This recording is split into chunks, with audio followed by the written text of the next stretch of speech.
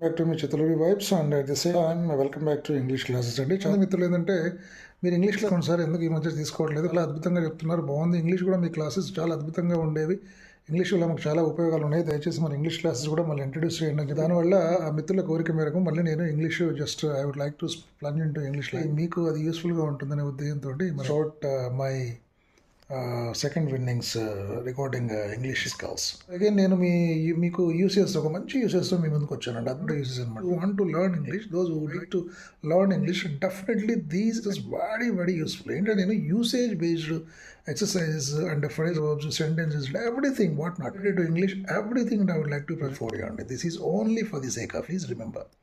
ఇక్కడ ఏంటంటే ఫస్ట్ మనకు ఒక పర్టికులర్గా ఏంటంటే యూసేజ్, ఇక్కడ వుడ్ లైక్ టు యూసేజ్ ఉంటుంది. లైక్ టులో మీరు చూడండి, వుడ్ అంటే WOULD would, LIKE like, TO2 infinitive to అంటే వుడ్ లైక్ టు అనేది ఒక ఫ్రేజ్.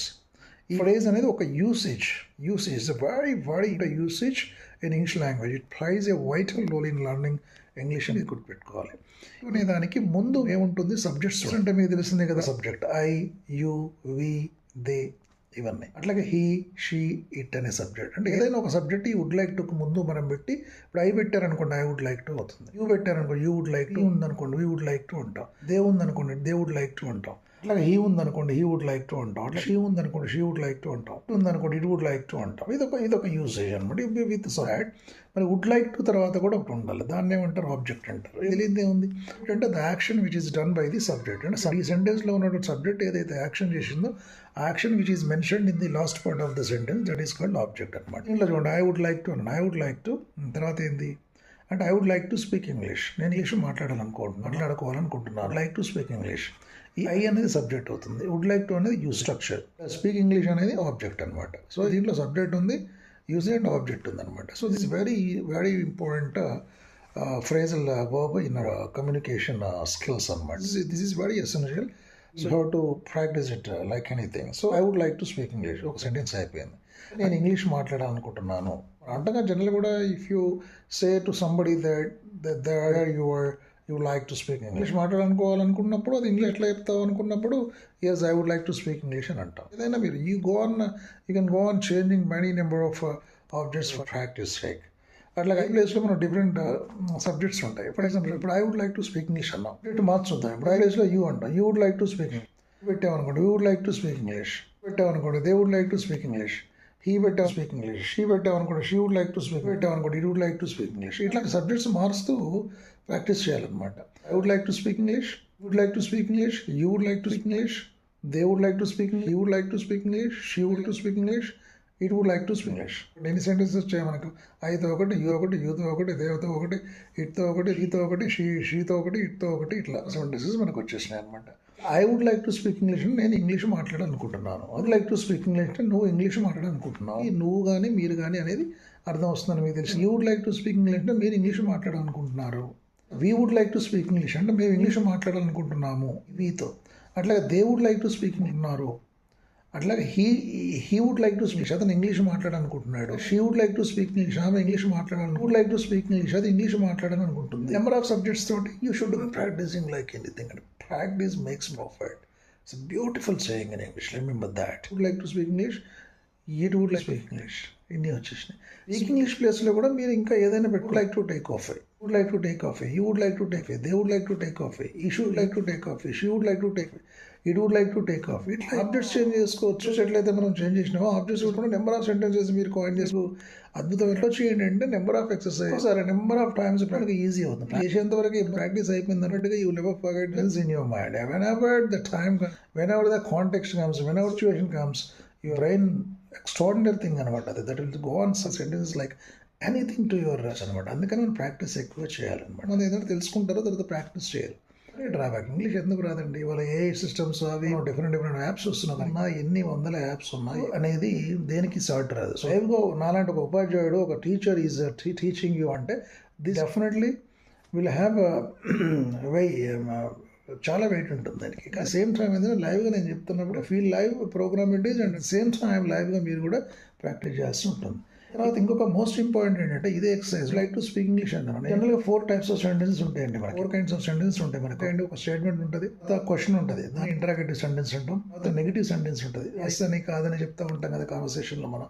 నెగిటివ్లో మన నెగిటివ్ క్వశ్చన్ ఉంటుంది, దాన్ని ఇంటరాగేటివ్ అంటారు. అంటే అసర్టివ్ సెంటెన్స్ అంటారు, డిక్లరేటివ్ సెంటెన్స్ అంటే స్టేట్మెంట్ అది. తర్వాత ఇంటరాగేటివ్స్ అంటే క్వశ్చన్, నెగిటివ్ ఇంటరాగేటివ్ సెంటెన్స్ కూడా ఉంటుంది. సెంటెన్స్ ఉంటుంది, నెగిటివ్ ఇంటరాగేటివ్ ఉంటుంది.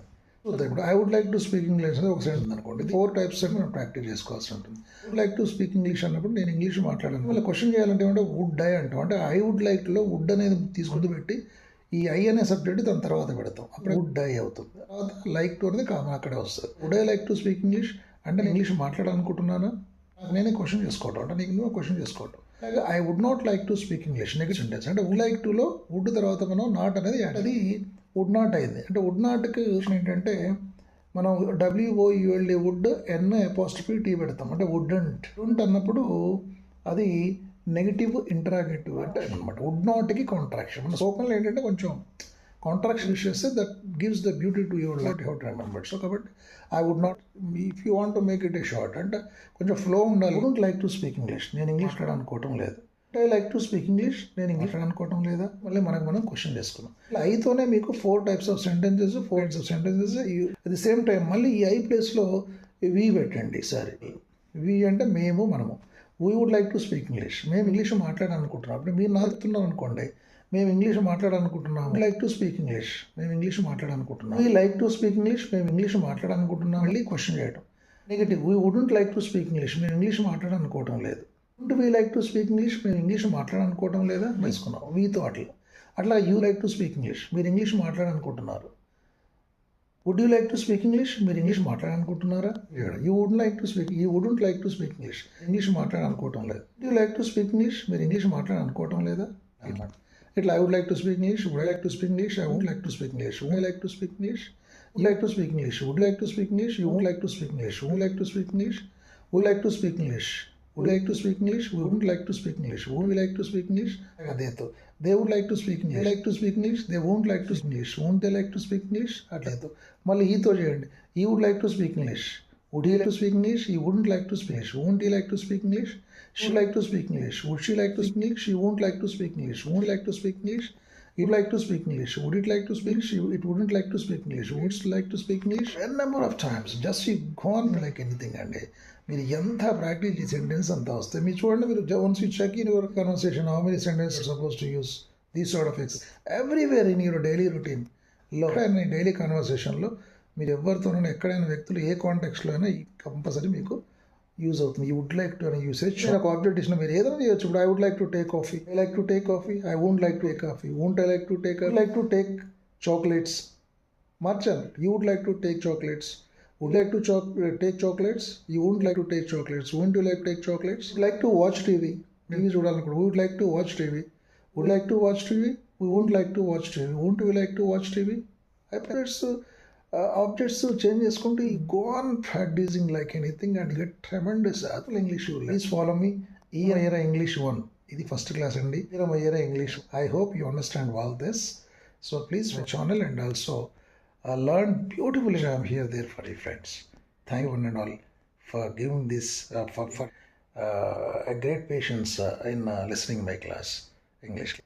In my next class, welcome back to Era English 2 next time. Okay, this is your Chirari. Have a nice day.